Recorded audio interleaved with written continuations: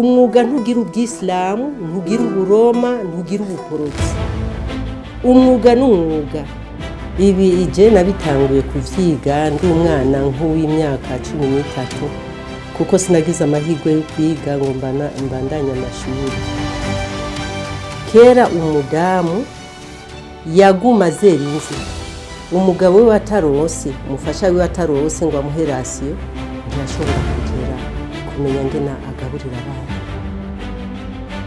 Umwana w'ubwenge abonye ahejeje amashuri nafata umwuga. Ari uwo gusona, ari uwo kudesa, ari uwo kudandaza, akazi kose azobona agakore nibwo buzima. Yani mu Giswahili bimwe bavuga ati kujiajiri, kwiha akazi wenyine.